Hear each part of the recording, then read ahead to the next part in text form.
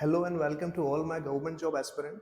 Basically ये जो lecture हम लोग बना रहे हैं, ये लेक्चर हमारा फोकस्ड है इंग्लिश पे, इंग्लिश वाले सेक्शन पे। चाहे कोई भी गवर्नमेंट एग्जाम आपकी हो, उसमें जो इंग्लिश वाला सेक्शन आपका होता है उसे कैसे हम डील करें, उसे कैसे इजीली हम अप्रोच कर सकते हैं, उसके लिए हमने लेक्चर बनाया है। अब देखिए, खास तौर से जो हमारे हिंदी मीडियम वाले एस्पिरेंट्स होते हैं, जो कहीं ना कहीं हिंदी मीडियम बैकग्राउंड से रिलेट करते हैं, उनके मन में कहीं ना कहीं ये फियर होता है कि इंग्लिश का सिलेबस बहुत सारा है, उसे कैसे कवर किया जा सकता है, उस पूरे पेपर को कैसे सॉल्व किया जा सकता है। तो खास तौर से उन्हीं के लिए ये लेक्चर हम लोगों ने बनाया है। देखिए, चाहे कोई भी गवर्नमेंट एग्जाम आपकी हो, चाहे वो बैंकिंग की हो, चाहे वो एसएससी की हो, या कोई भी स्टेट लेवल की आपकी एग्जाम हो, उसके अंदर जो आपका इंग्लिश का सेक्शन होता है, जो इंग्लिश का आपका सेक्शन उसमें होता है, उसे इन 3 पार्ट्स में कवर किया जाता है। कौन कौन से? एक आपका होता है ग्रामेटिकल सेक्शन, एक आपका उसमें होता है रीडिंग सेक्शन, और एक आपका उसमें होता है वोकैबुलरी सेक्शन।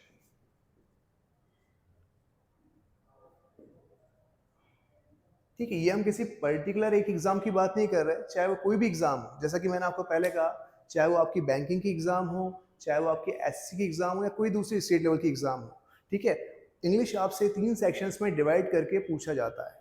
एक आपका होता है ग्रामेटिकल सेक्शन, एक होता है रीडिंग सेक्शन, एक होता है आपका वोकैबुलरी सेक्शन।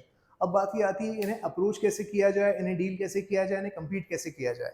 तो कई सारे स्टूडेंट्स ऐसे होते हैं जो कहीं ना कहीं हिंदी मीडियम बैकग्राउंड से रिलेट करते हैं, तो उनको ये समझ नहीं आता कि इतना वास्ट सिलेबस कैसे कवर किया जाए। तो देखिए, मैं आपको बताता हूँ। ग्रामेटिकल सेक्शन, चाहे कोई भी वो एग्जाम हो, कवर करने के लिए 13 to 14 टॉपिक्स आपके ग्रामर के होते हैं, जिन्हें आपको कवर करना होता है। ये कौन कौन से होते हैं? देखिए, बेसिक्स हम एकदम स्टार्ट करते हैं। एक टॉपिक आपका होता है टाइम एंड टेंस, देन एक आपका होता है वॉइस, एक आपका होता है नरेशन, एक आपका इसमें होता है सिंटैक्स, एक आपका इसमें होता है नाउन, एक होता है pronoun, adjective, adverb, preposition, then conjunction, modals, then question tag. इतने टॉपिक। ग्रामर कोई भी एग्जाम हो, उसकी ग्रामर सेक्शन को कवर करने के लिए आपको इतने टॉपिक्स को कवर करना होता है। ठीक है, अब किस टॉपिक को कौन सी बुक से कवर किया जाए, या उसकी अप्रोच हमारी क्या होगी कवर करने की, उसकी बात हम बाद में करेंगे। पहले हम रीडिंग सेक्शन को देखते हैं।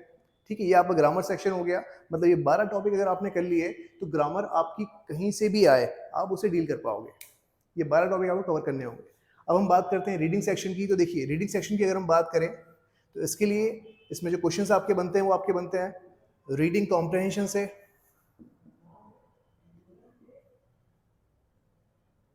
क्लॉज टेस्ट, एक आपका होता है रीअरेंजमेंट, सेंटेंस रीअरेंजमेंट जिसे कहा जाता है,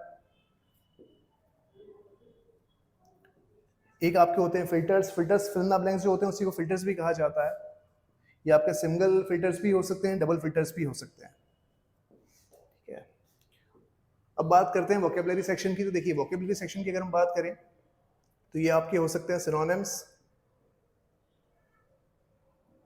एंटोनिम्स, वन वर्ड सब्स्टिट्यूशन,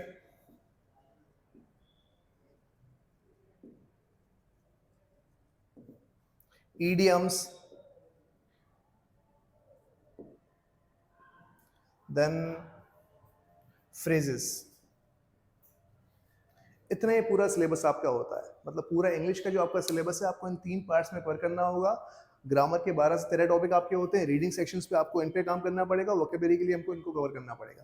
देखिए, तीनों सेक्शंस पर अगर हम इक्वली हार्ड वर्क यहाँ पे करते हैं, तीनों को इक्वली टाइम देते हैं, तो चाहे वो कोई भी एग्जाम हो, उसके इंग्लिश का सेक्शन हम इजीली डील कर सकते हैं। अब देखिए, ग्रामर की अगर हम बात करें, तो ग्रामर के इन टॉपिक्स को कवर करने के लिए बहुत सारी बुक्स हमारे पास होती हैं, जिनको अगर हम एक प्रॉपर ऑर्डर में कवर करें, तो हम इस कोर्स को बहुत ईजिली अप्रोच कर सकते हैं। एक आपकी होती है इंग्लिश ल्यूसेंट, ये बहुत ही बेसिक सी बुक में आपको बता रहा हूँ।